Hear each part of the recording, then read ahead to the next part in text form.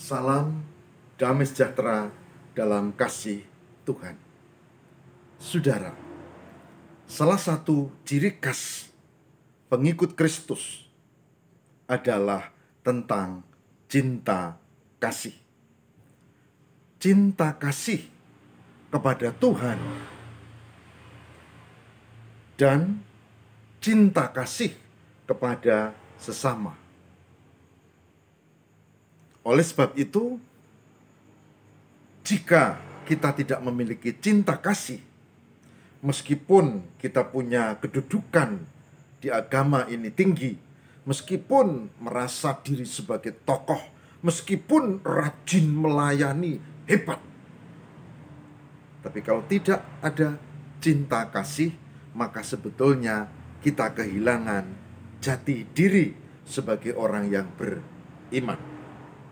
Saudara, saya Pendeta Lukas Eko Skoco dari Padepokan Diakonia Mitra Kinasih akan mengajak Ibu, Bapak, Saudara, saya juga merenungkan Sabtu Sabda Tuhan, yaitu tentang cinta kasih dalam judul Mencintai Walau Terluka.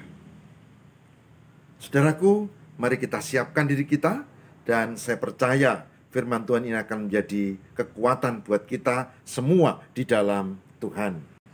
Saudaraku yang terkasih di dalam Tuhan, saya mengajak kita untuk membaca 1 Yohanes pasal 4.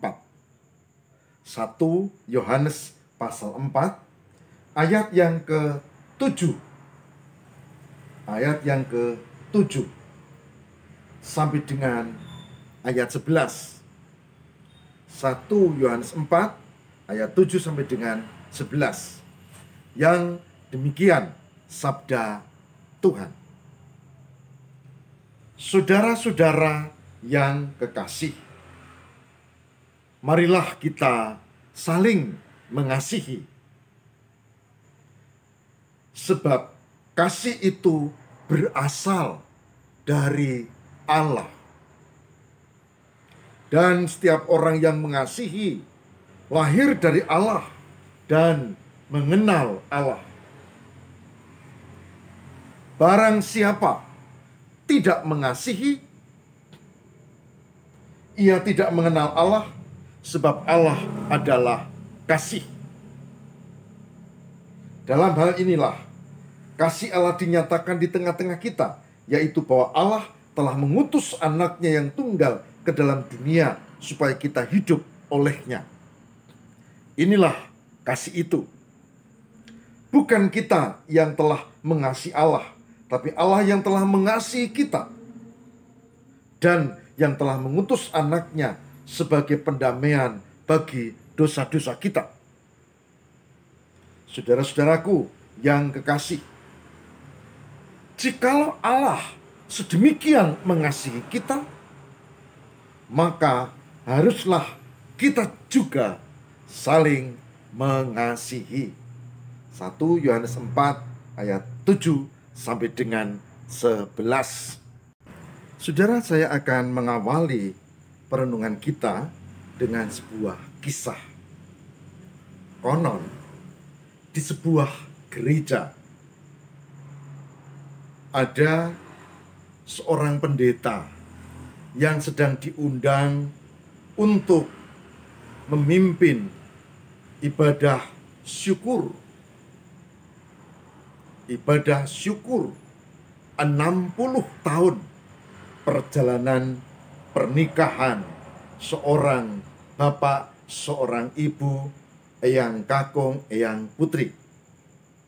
Ketika pendeta itu datang, dia menyaksikan ternyata eyang kakung, eyang putri yang merayakan ulang tahun perkawinan ke-60 itu disaksikan oleh anak-anak dan cucu, bahkan tanpa orang lain.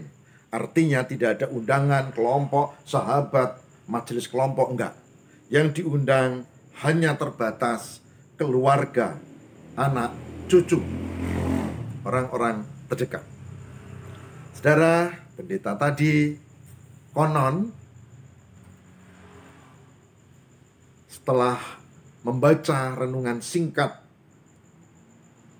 mengajak menyanyikan nyanyian Kidung Jemaat 451. Lalu semua menyanyi dan dikatakan, yuk kita nyanyi sambil dihayati syairnya. Oke, mari kita menyanyi. Bila Yesus berada di tengah keluarga, bahagialah kita, bahagialah kita. Anak cucu, menantu, mereka nyanyi dengan penuh kesungguhan dan kelihatan wajahnya bersukacita. Tapi yang kakung, yang putri kok biasa saja. Yang kakung bahkan kelihatan sedikit tegang. Lalu bait kedua dinyanyikan lagi. Bila Yesus berkuasa di tengah keluarga, pasti kita bahagia, pasti kita bahagia. Yesus adalah simbol kasih. Yesus adalah kasih itu sendiri yang nyata, yang keluarga ini disatukan di dalam pernikahan oleh berkat Tuhan. Saudara, belum selesai proses itu terjadi. Si pendeta ini terkejut, bahkan dia sangat kaget. Karena mereka menyanyikan itu posisi berdiri, termasuk yang kakung dan yang putri. Anak-anak cucu juga. Saudara, tiba-tiba yang kakung itu mulai limbung. Dan dia diam, dia coba bertahan, dia tarik napas dalam-dalam, kemudian coba lepaskan pelan-pelan, tapi dia mulai limbung. Dan ditangkap oleh yang putri, oleh istrinya, lalu diajak duduk. Anaknya yang sulung tanggap, lalu masuk, lalu mengambil segelas air hangat.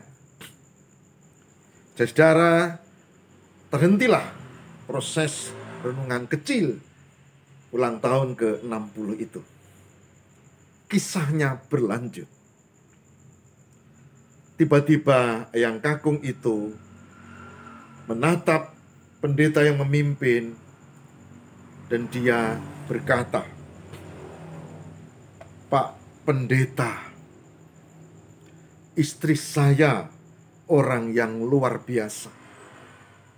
Seperti ayat yang dibaca di 1 Yohanes 4 ayat 7 sampai 21. Dia orang yang sangat baik, yang penuh dengan kasih. Semua terdiam. Tapi si eyang kakung tidak bisa menahan gejolak perasaannya.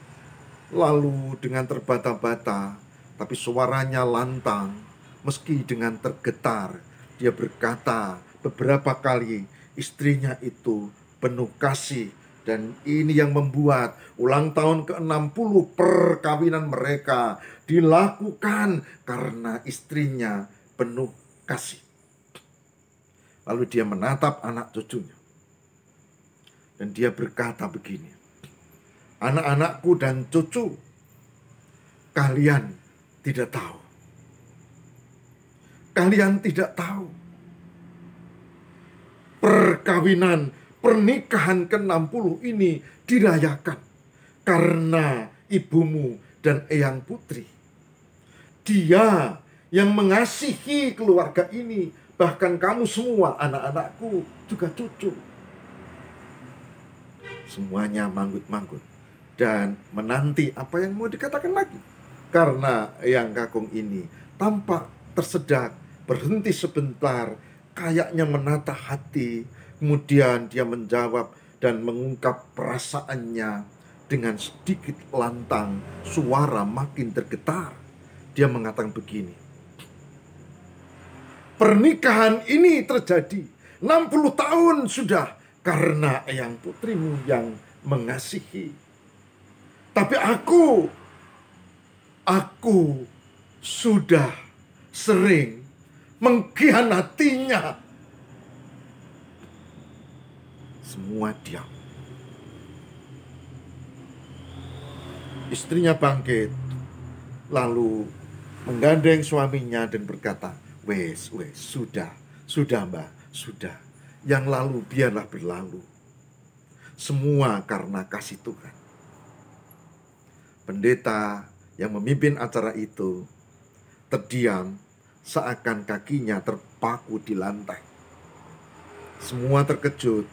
Ternyata ketahanan 60 tahun karena perjuangan seorang ibu yang tetap mengasihi meski hatinya terluka, yang tetap mengasihi meski dikhianati, yang tetap mengasihi meskipun dengan linangan air mata.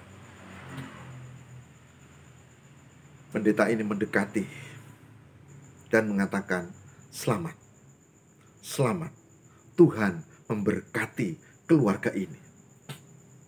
Kemudian dia sedikit berbisik, eyang putri, apa rahasianya sehingga eyang putri tetap mengasihi, dan tetap mengasihi meski dikecewakan, dikhianati, dan terluka.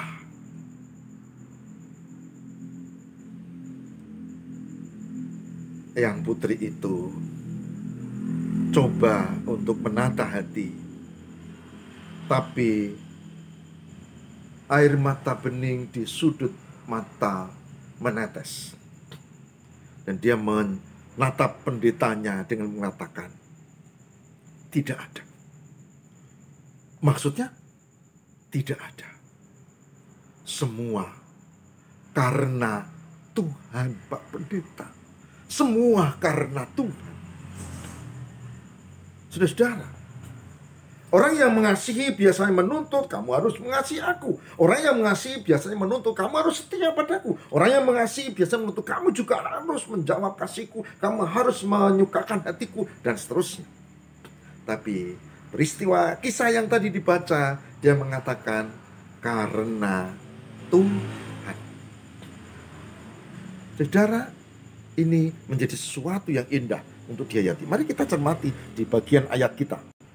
Saudara, 1 Yohanes 4 ayat 7 menegaskan, marilah saling mengasihi, sebab kasih itu berasal dari Allah. Setiap orang yang mengasihi lahir dari Allah.